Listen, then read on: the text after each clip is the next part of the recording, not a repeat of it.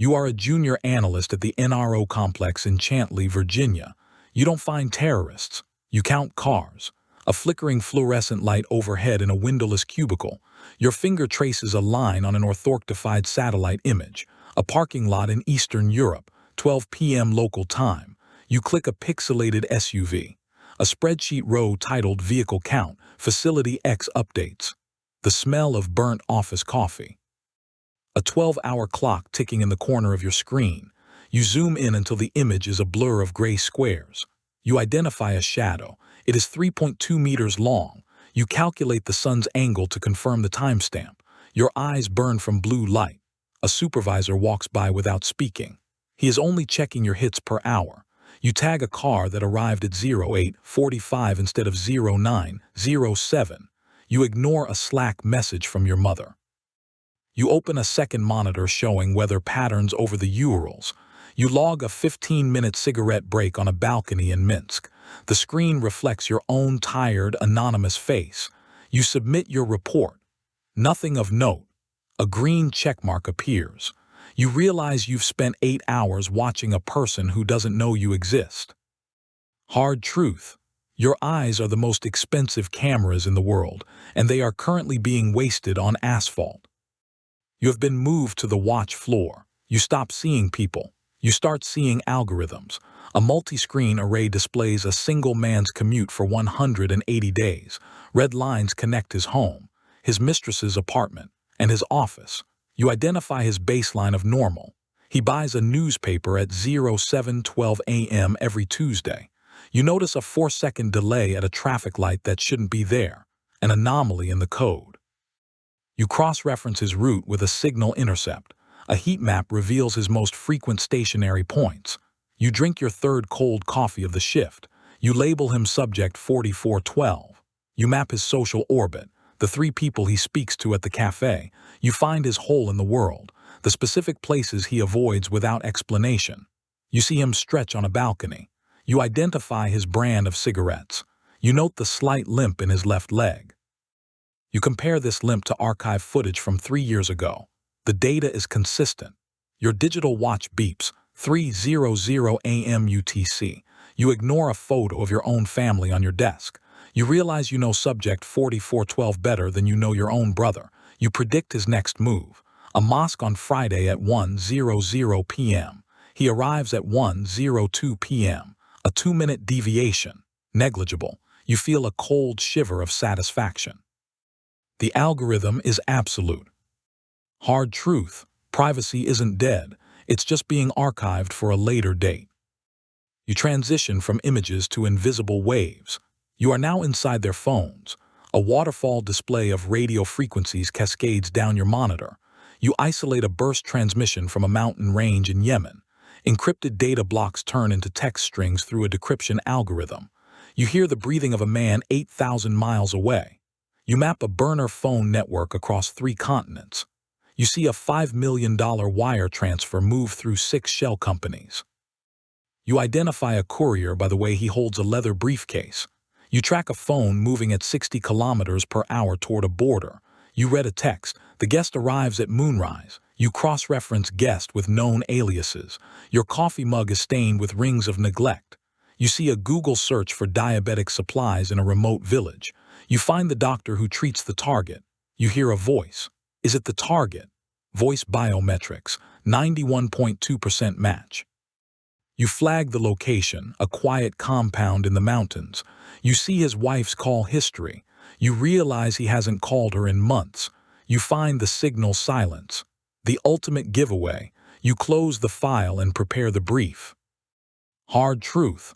Every secret is just a data packet waiting to be intercepted. You no longer hunt individuals. You hunt the spiderweb. You are staring at a 3D digital wireframe of a global organization. You connect a financier in North Africa to a bomb maker in Kabul. You identify the cutouts, people who don't even know who they really work for. You map the flow of ammonium nitrate through legitimate shipping lanes. You see the shape of the hole, the missing link in their logistics. You find the courier's daughter. She is not a person to you.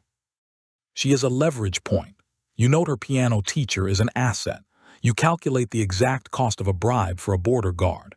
You scan the organization's payroll in a decrypted spreadsheet. You identify the logic of the monster. You see how they justify the math. You realize the financier pays his taxes and attends charity events while funding the fire. Your leather notebook is filled with the names of people who will soon disappear. You track a shipment of 40 kilos of precursor chemicals. You map the safe houses as dots of heat in a cold city. You find the shadow analyst, someone like you on the other side. You feel a strange respect for their paranoia. You find their one weakness. They trust a specific brother. You draw a circle around the compound. The web is complete. You wait for the green light. Hard truth. You don't destroy a web by killing the spider. You do it by cutting every thread. You are now the flashlight. You point, and things cease to exist. A high-resolution thermal feed of a desert compound glows on your monitor. A red box centers on a human figure. Subject, jackpot. Facial recognition, 94.7% match. You confirm the target's distinctive gait. The limp in the left leg, your earpiece crackles. Confirm visual on jackpot. You say the word, confirmed. You watch a drone, invisible and miles away. Adjust its flight path. You calculate the collateral damage estimate. You see children playing 100 meters from the impact zone. You check the acceptable parameters. The timer on your watch counts down. 10, 9, 8. A bright white bloom on the thermal sensor. The building collapses into a pile of gray pixels. You watch for squirters, survivors fleeing the ruins. Target eliminated. High confidence. You count the heat signatures that stopped moving. You clock out and drive home in total silence. You see the news report, gas leak, or militant strike. You eat dinner while the anchor moves to the weather. You realize you just ended a life from 22,000 miles away. Hard truth. You are not a trigger puller, but the trigger cannot be pulled without you. You manage the gray men now, the spies who don't officially exist. You sit in a safe house that smells of industrial disinfectant. You meet an operative defined by his extraordinary mediocrity. You hand him a folder containing a single sheet of paper. You give him his legend, Klaus, a German businessman. You watch him on a satellite feed as he enters a cafe in Karachi. You are his guardian angel in orbit. You intercept a primary threat to his cover. Counter-surveillance team is moving into position. You whisper into his ear via the encrypted link. Switch cafes now. You watch him disappear in a crowd of only 3 people. You verify the dead drop location. You process the documents he photographed in a drugged courier's hotel room. You realize he is losing his grip on his real name. You don't offer him comfort. You offer him new coordinates. You watch him spend 3 hours drinking tea just to maintain the pattern. On a side monitor, you see his wife file for divorce. You don't tell him. You prioritize the mission over his sanity. You calculate the math of the mission. He completes the objective and vanishes. You delete his file. Hard truth. People are just assets, and assets are eventually liquidated.